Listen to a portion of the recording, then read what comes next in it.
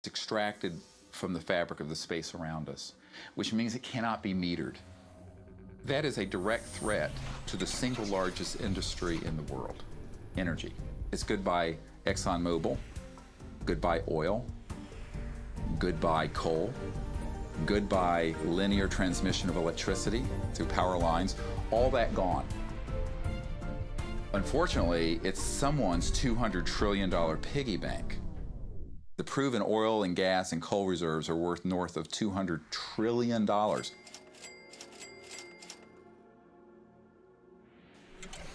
This information coming out would completely change geopolitical power more than anything since, well, in recorded human history. And it would happen in a generation. I started to examine the breakthrough solutions, and much to my surprise, these concepts have been proven in hundreds of laboratories throughout the world, and yet they have not really seen the light of day. Rather than smashing things together and trying to control the explosion, these new technologies rely on blending, of dancing with what naturally is. The common denominator of all the free energy devices I've seen is that they mimic, in one way or another, the torus energy shape. You don't have to believe in free energy technology to be concerned about the repression of ideas and inventions. I found myself thinking, what better way to justify our dependence on oil, coal, nuclear, and other dangerous and dirty technologies than to claim there are no better, cheaper alternatives? It was my beloved wife and creative partner, Kimberly, who kept bringing me back to the human implications of my scientific research. For me, as intriguing as the torus and ETs and free energy are, the most compelling question was, would understanding these things really help alleviate human suffering in any way? And it turns out it can. So much of the pain on the planet has to do with the lack of access to energy. Can you stay warm? Can you get food and water? Can you get hospital care? All that has to do with energy access. If there is a fundamental pattern, which makes sense to me that evolution would be efficient in that way, and we can align with that pattern to create new technologies that will solve these problems, then it's worth it to me to open my mind to these socially taboo subjects. If the new energy technologies were to be set free worldwide, the change would be profound. It would affect everybody. It would be applicable everywhere. These technologies are absolutely the most important thing that's happened in the history of the world. So given the stakes, I decided to ask who's benefiting from suppressing scientific research? Whose wealth and power are threatened by access to clean, free energy? Who has a motive to set up a world where so few have so much and so many have so little? As an independent researcher, I followed one of the cardinal rules of investigative journalism. If a story doesn't make sense, follow the money.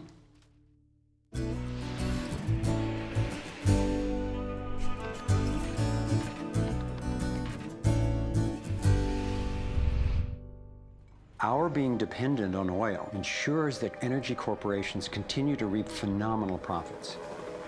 I see them committing huge resources to undermine energy alternatives, to control global reserves, and to maintain high oil prices.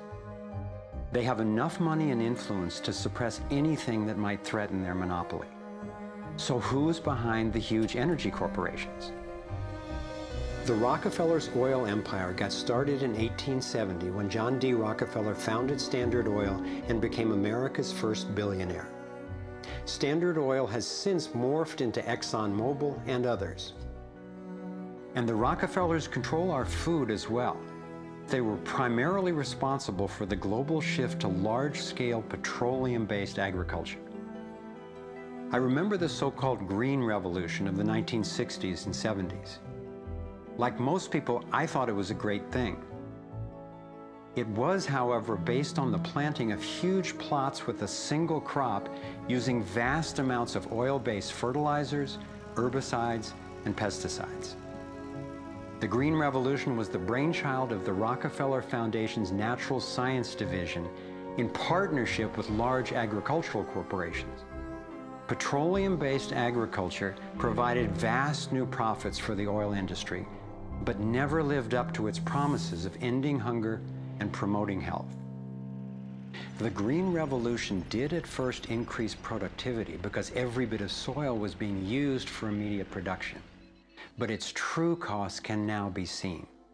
Taxpayers pay billions in subsidies to giant agribusiness corporations.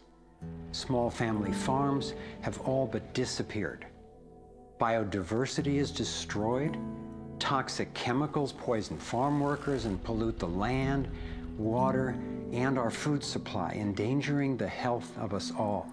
As of 2010, approximately 1 in every 7 people worldwide did not have enough to eat. The giant corporations who had brought us chemicals for chemical industrial agriculture, and they were talking about 3 instruments to consolidate the food chain. The first was genetic engineering as a way of control. The second was patenting seed and patenting life as a way of control, declaring seed to be private property, treating the saving of seed by farmers as a crime, as a theft of intellectual property. And the third was so-called free trade treaties that would rob ordinary people, farmers, growers, of their freedom to save seed. The design of Terminator technology to create sterile seed in order to impose even more dependence of humanity on a handful of corporations is the ultimate step in this. We are, through what we are doing with seed, literally for the first time, creating a new colonization, which I call the colonization of the future.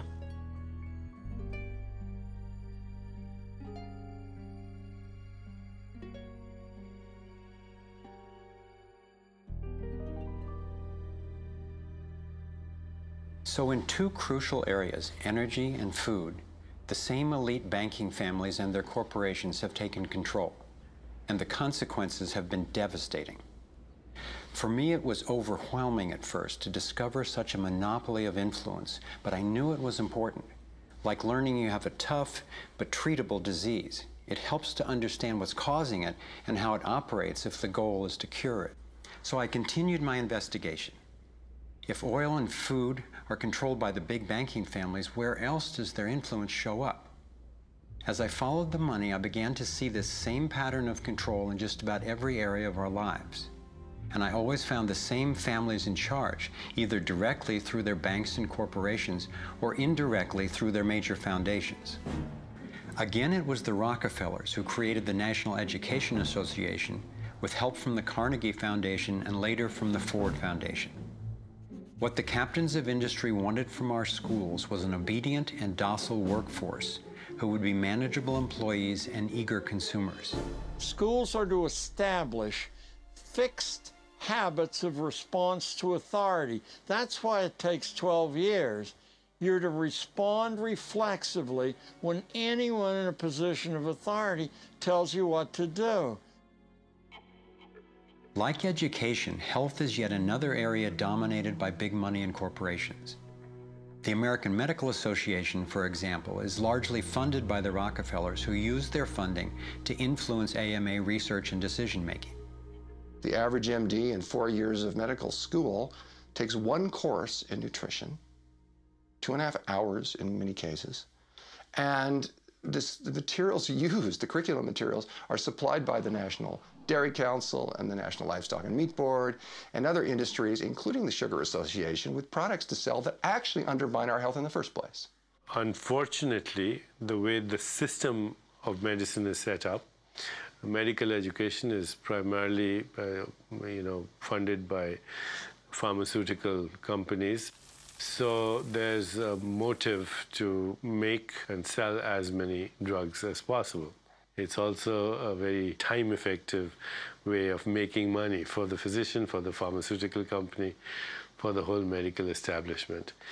but it's really perpetuating the problems it was meant to alleviate. Side effects may include nausea, dry mouth, and constipation. Decreases in white blood cells, which can be serious. Sexual side effects, diarrhea, nausea, and sleepiness. Can lead to coma or death. How far will these forces go to make a profit? Would they actually suppress cures for diseases the way they've suppressed free energy technology? Sadly, my research has shown me the answer is yes. One well-documented example is the case of Dr. Royal Rife. In the 1920s, Dr. Rife invented the most advanced microscopes of his time. He also developed a new technique he called coordinative resonance, which was apparently able to destroy cancerous tumors as well as viruses. In 1934, in clinical trials affiliated with the University of Southern California, Rife's treatment was tested on 16 terminally ill cancer patients. Within 3 months, they were all successfully cured. Soon after, a lab testing Rife's technology was burned down and a frivolous lawsuit was filed. Through the efforts of Morris Fishbein, head of the Journal of the American Medical Association, Rife was essentially shut down and ruined, his brilliant and promising work all but forgotten. It was really hard for me to consider that someone might actually be suppressing cures. And cancer has run through my family like a raging river. I found out that it's all about patents. If a pharmaceutical company can patent and make money from treatment, especially one that we have to keep on using, then that's what we get. Otherwise, we don't even hear about it. It's not just Rife who got shut down. Reen Case had an old Indian Ojibwe formula that was effective. Harry Hoxsey and Max Gerson had natural remedies that worked. But you know, if you go and you look them up, the AMA makes them sound like complete quacks. And that's where following the money has been so helpful, because the same powers who control the AMA and their research and funding control the pharmaceuticals. So there's a multi-trillion-dollar financial incentive to suppress cures that can't be patented.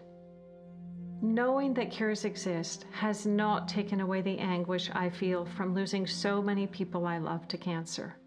It's given me something really satisfying to do with the pain.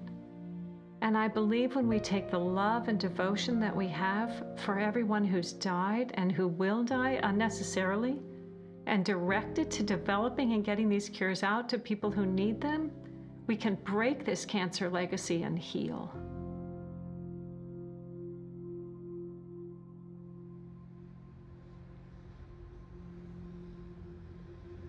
As difficult as it was for me, I have come to an inescapable and profoundly disturbing conclusion. I believe that an elite group of people and the corporations they run have gained control over not just our energy, food supply, education, and healthcare, but over virtually every aspect of our lives. And they do it by controlling the world of finance, not by creating more